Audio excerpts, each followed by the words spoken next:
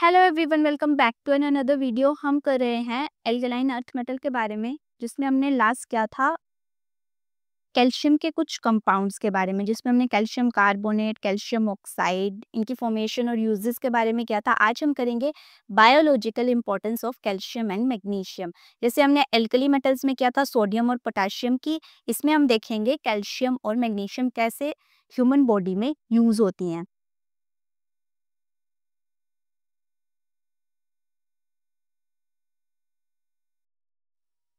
एक adult body में 25 gram of magnesium पाया जाता है और 1200 ग्राम ऑफ कैल्शियम पाया जाता है, और जो डेली रिक्वायरमेंट होता है इनका वो होता है 200 टू 300 मिलीग्राम। अब ये इम्पोर्टेंट इसलिए है क्योंकि ये दोनों ऐसे एलिमेंट्स हैं जिनके बिना ह्यूमन बॉडी में ना हम चल सकते हैं प्रॉपरली, और ना ही जो हमारे प्लांट्स हैं वो प्रॉपरली फोटोसिंथेसिस की प्रोसेस को कर सकते हैं। सबसे पहले हम देखते हैं कैल्शियम की इंपॉर्टेंस, कि कैल्शियम कहाँ यूज होता है। ये तो आप सबको ही पता होगा कि कैल्शियम हमारी हड्डियां और हमारे टीथ में पाया जाता है। 99% ऑफ कैल्शियम होता है हमारी बोन्स में और हमारे टीथ में। अब ये इसलिए होता है क्योंकि ये बोन्स को हार्ड और स्ट्रॉन्ग बनाता है। अगर इसकी डेफिशिएंसी हो जाए तो जो हमारी बोन्स हैं वो वीक हो जाती हैं। एंड यही नहीं, कैल्शियम का एक और इम्पोर्टेंट रोल है हमारी बॉडी में ब्लड क्लोटिंग में।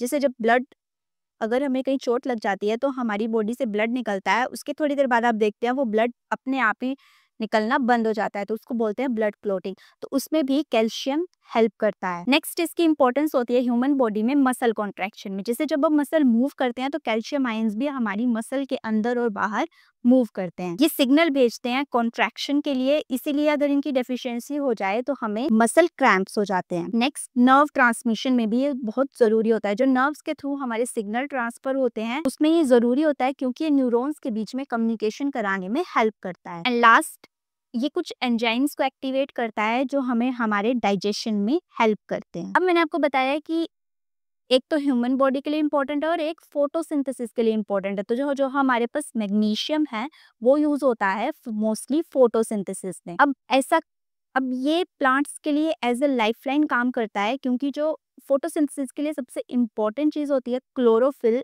उसका जो सेंटर एटम होता है, मतलब सेंटर में जो मेटल लगी होती है वो मैग्नीशियम ही होती है। और क्लोरोफिल के बिना प्लांट्स लाइट को एब्जॉर्ब भी नहीं कर पाएंगे, तो वो फोटोसिंथेसिस की प्रोसेस को आगे कंटिन्यू ही नहीं कर पाएंगे। अगर इसकी डेफिशिएंसी हो जाती है प्लांट में तो प्लांट पीला पड़ जाता है और वो फोटोसिंथेसिस की प्रोसेस को नहीं कर पाता। अब अगर मैं बात करूं ह्यूमन बॉडी की,